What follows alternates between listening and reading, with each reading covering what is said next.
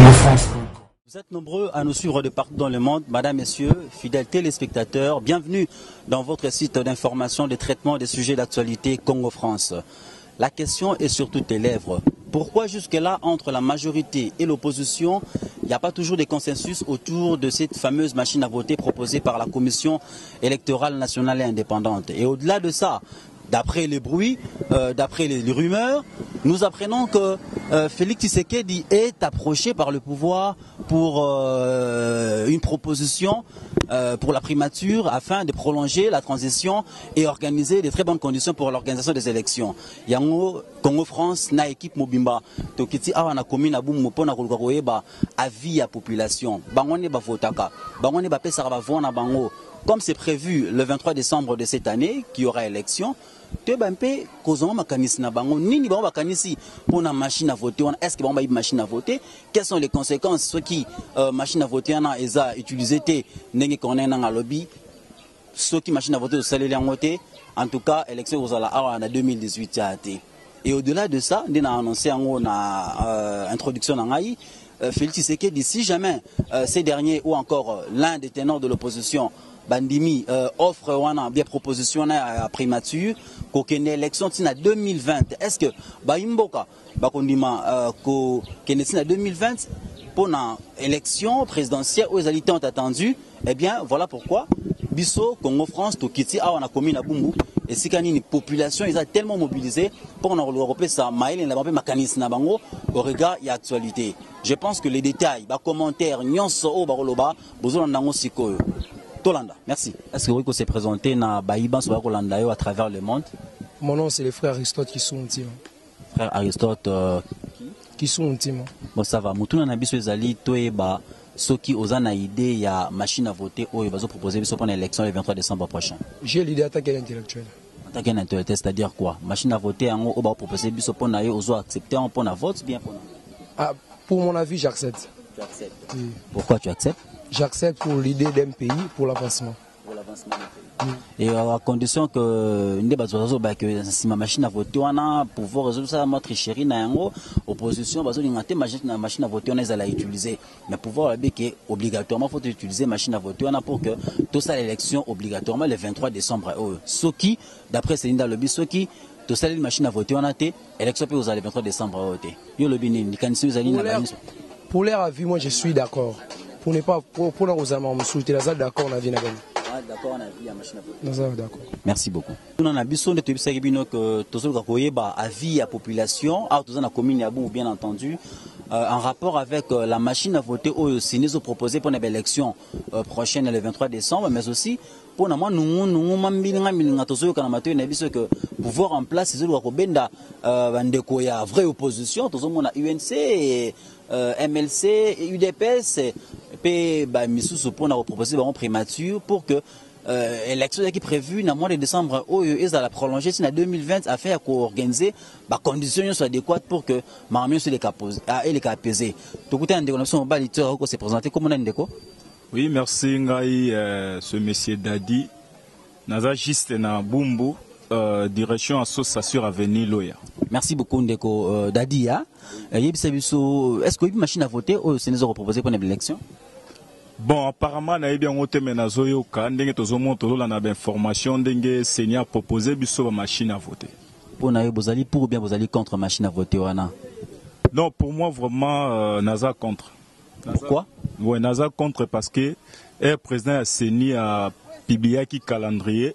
Na calendrier na eto mona qui place mon côté par là qui sur machine à voter. Et subitement tu au monde que non le commis non sensibilisation à machine à voter. Na programme na eto mona qui te place mon qui sensibilisation à machine à sur machine à voter et toyoka qui a te lo moroté. On est si pris à cause lelo que non te machine à voter. Nga penda naza contre. Mais na kota la baï politique dans opposition na majorité jusque là baza ko s'accorder karaté. To na qui communiquer conjoint il y a UDPS, UNC na MNC ba lobby que bango pona bango machine à voter T. Et le roi ne lekate. Mais na luro tozo kendele maleme tozo poussana na ba tango yango échéance électorale. Ce qui ba s'accorder c'est-à-dire que ceux qui ba yokanité boyokaniza entre bangote. Vous montez que tu reprolonger ce risque de glisser sur question na 2019. Mais c'est normal parce que déjà tu as une proposition et un opposant. Tout le monde a une déconnabiso Félix Tshisekedi. Il a proposé même que non, tout ça, tout qui est la transition sans M. Kabila. Il a quand même beaucoup travaillé. C'est aussi possible, il y a pas au Fanda, nous va travailler pour la transition. Exactement, au sur le moment de Félix Tshisekedi, oyo aloba qui transition Kabila chez moi on a ça sous applicable été mais na côté na boké bignon so makam otozo ka ici et là ba lobby pouvoir aussi ko approcher ba on peut en passer prématuré pour que tu prolonger sous organisation de l'élection et ça les sous en décembre au tout que 2020 pour que exactement un processus électoral apaisé na bino makanisa mieux aligné. Non, pour l'anga c'est déjà trop tard. Parce que ceux qui n'ont pas fait sa opposition prématurée, les vraies oppositions, ils ont qui n'accord il y a Saint-Sylvestre. Et ceux qui bandima qui coupent sa opposition prématurée, n'attendent opposition qui ndima prématurée. Mais les autres commis n'attendent élection, tous la année électorale. Donc c'est trop tard. C'est trop tard déjà. On a bien nos dialogues. Oui, pas de dialogue, autolembi maramba dialogue, toujours dialogue. Vraiment tolembi. C'est ça le problème. Parce qu'à chaque fois, tu as ceux qui sont non décollés, tu es solide, tu es canité, lobby, tu es solide, tu es canité. À quoi bon tu es là, kaka? À quoi bon tu es là, kaka? Mais tout na ya baimbo kaizara rebelle, les toloba qui te continuer, te poursuivre na makanisme na bangote ba. Mais ceux qui les lobes mon fait c'est dit azu primature bazo proposer réaction même Rosani. Mais Rosa a toujours sanctionné pour la biso à peuple. Rosa l'a sanctionné parce que a respecté biso peuple était. Parce que confiance au biso pesa qui to longa mamo confiance au pesa qui était que non leader et opposition to longa la confiance wana. C'est ça. Merci beaucoup Ndeko, merci. Ndeko bonjour. Boro s'est présenté comme on a dit. Comment un frère Clovis? Ah tous na bumbu bien entendu. Mais to kiti na bumbu ah pour na koyeba position na bino bana mboka parce que déjà on a voté n'est-ce pas? Oui. Koyeba position na bino vis-à-vis à machine à voter aussi nous ont proposé biso. Est-ce que d'abord machine à voter on a? Oui, on a bien. Pour na yoza pour besoin contre machine à voter on a pour. Pour nous ça pour. T'as la difficulté mais tu écoutes na Congo. Donc c'est-à-dire que tu pousses na mbang moto voter ta bon na machine à voter qui rend avec l'élection machine à voter hein. Toi qui est bon. Parce que le bac machine à voter on a ezo pour na tricherie, c'est une zone pour organiser tricherie morboyo monini. Bon, voilà le baisco, on dit tout le mais pour en tout cas faut ça élection. C'est élection mais la machine à voter mais la machine à voter. La machine à voter. La machine à voter. Merci Ndeko. Merci. Au Koiko s'est présenté babenyo comme nani? Comme on a papa Justin. Papa Augustin, est-ce que Justin. Papa Justin, merci. Est-ce que vous êtes au courant il y a machine à voter au Sénégal qui proposé pour une élection le 23 décembre? Effectivement, bon, toujours là on a Belili. Tous au courant de la situation en haut. Vous allez pour ou vous allez contre? Parce que tout la baille politique et jusque là, nous s'accorder kakate. Opposition sur le biso machine à voter, majorité sur le biso de photo qui na machine à voter on a et biso population, bino population oh bozo kufanzala chaque jour santé mala monter ko lia pasi ko tangi sabana pasi souci na bino allez que élection c'est le 23 décembre oh mais si ko ceux qui toquent na machine à voter on a bino vous allez pour ou vous allez contre machine à voter on a. Bon, disons que pour le problème de machine à voter, ils allaient vrai pour que le résultat soit juste. Ils allaient pour un intérêt et un parti moroboé. Bon, biso population, tout de suite au Lembi. Effectivement, surtout que biso to vivant dans la série à Mobutu, tout le monde a aventure. Il y a majorité, na opposition. Donc effectivement, film en haut, il y a un gars qui est zonga. Donc, toujours revivre l'histoire wana. L'histoire wana c'est mon bout. Donc, tous n'ont ni confiance, nos positions, ni na pouvoir. Bassa la oba osa. Bassa ba osa la. Ils ont l'accès qui est au lembi hein. Tout de lembi. Bassa la oba osa la. Génération nini o déjà o ils a sacrifié. Bon bazo la ben terrain na bon. Même l'opposition. Ata ba discuter pour machine à voter. Baroza na pouvoir. Barotia ba famille na ba on a bana na ba on pour te moni exemple. Vous comprenez? Nengi moko o bazan la majorité. Et ça pour que va sauvegarder ben terrain na bango, na ba famille na bango. Vous comprenez? Donc biso population tozo talaka bango. Mais elo kaka to loba situation ya famille présidentielle oya Mobutu lelo to soki na bango wapi opposition oyo ebatamaki na nsima Mobutu baye na opposition baye na majorité ya sikoyo bango nyonso toyebi bango tozotala kaka bango. Ben, papa, est-ce que vous avez au moins une information au que pouvoir en place pour approcher opposition pour qu'il va proposer ce primature parce que les routiers là en tout cas à saler le côté hein donc à l'onga kende papa na ngai nyonso wana eza ba scénario hein politique jamais génération boye et nous sacrifier makila na wango pour la majorité na pouvoir au bazo sala scénario là-bas. Donc basala au bazana on pousse. Basala au bazala on pousse. Merci beaucoup papa. OK, nga pena remercier bien.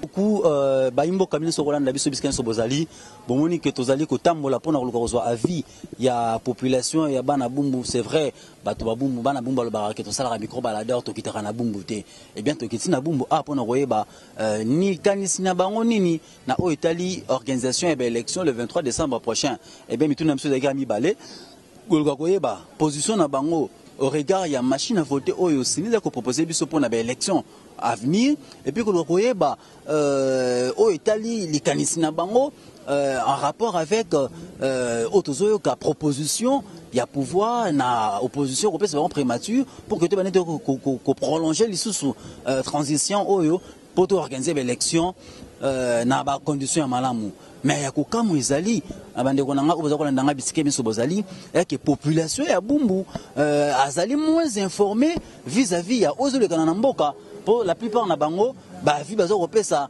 en tout cas on va le baraka ezali à côté de la plaque quoi autour na msusu question en rapport avec machine à voter mingi bazo le baki ba yebi na bango machine à voter ba yebi en voter alors que machine à voter ezali d'actualité to la nango à chaque fois na télévision na ba radio ti na ba journaux koyoka ndenge bazo ko lobela ngo ndenge sinizo ko beta c'était pour na machine à voter ou rien mais population ya bumbu azalaka na courante bana bumbu awa to tamboli ebele na bango misu bazo banga bazo ba carte d'électeur mais bazo ebate carte d'électeur awa au sel ngo nini carte d'électeur oza ko voter au moins na ba nouveau majeur bazo ba carte d'électeur bazo tuna machine à voter ngo sunne ninyo o élection ngo za sumo koninyo ezali pasi bandeko na ngana bisabino ezali pasi pe mawa po awa na bumbu bandeko o to kanisa ke bako pesa biso likanisi na bango en rapport avec actualité bandeko la plupart na bango bazan na bango na information ting oyo ara sous information donc au niveau extrême c'est pas normal.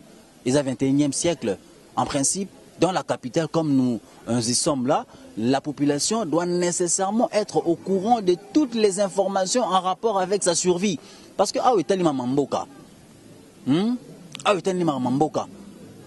comment expliquer que la population a une machine à voter? Et je me pose la question, bitumba oyo ezali entre opposition na majorité sur machine à voter bango bazo kitati na base ba différentes bases na bango pour nous expliquer bango bien fondé ya machine à voter mais ko bango ba désavantage ya machine à voter te mama F Bazaïba ndeko Félix Tshisekedi Vital Kamerhe bato bazali pe na pouvoir totali ba ben minaku to moni nani baza tellement ébélé baza na pouvoir matata pour baza na pouvoir baza ko débattre plus na ba question oyo ils ont interrogé, ils ont rapproché la vie à la population. Parce que personnellement, je suis en train de me poser cette question. C'est la base qui est élue. Ce sont eux les électeurs. Ce sont eux qui vont donner les pouvoirs, donner l'autorité aux nouveaux dirigeants, aux nouveaux animateurs. Il y a des institutions étatiques. Mais à notre grande surprise, la population que nous avons approchée pour appeler ça les canis na bango. Ni nous kanisa. Entre rapprochement, il y a pouvoir, non, opposition, semble-t-il la vraie opposition, parce que et la vraie opposition, moi en tout cas je me pose la question, sur base de quoi la vraie opposition, et vous occupez que na opposition, na majorité, un calcul personnel, eh bien, biso, quand on est au Barak, on se tali intérêt à la population, on se tali intérêt à peuple congolais. Biso to côté les mélanges. Ceux qui m'ont na soko tapon na déstabiliser la population, déstabiliser pour na biso to côté les mélanges. Tala bumbu dans quelles conditions, dans quel état ezali? 21e siècle, salubrité. Donc on le bel maman son anté. les quartiers, en fait, la commune de Bumbu vit dans une insalubrité accrue. Population ose vivre, en tout cas, population ose vivre dans des conditions à boé. Dans des conditions à boé. À Rosantin, raisonner, maman mora n'engenin. Plus les autres intéressés, bah, moi, ça, Kolia, Komela, bah, tu vas exagérer. Nako bota. Tozo kende wapi. Tozo kende wapi. To lobby, Petro Salela yango. Baladeur oyo, Tito Koma. Na mois de juillet, Tambola yango 24 communes. Tima Lukutoro Koma. Bana o bana ki matse ke bazona na biso na miso baye baketoro kitakuna pona ko rapper ko zolikanis na bango bana njili bana selemba ou bana limete bana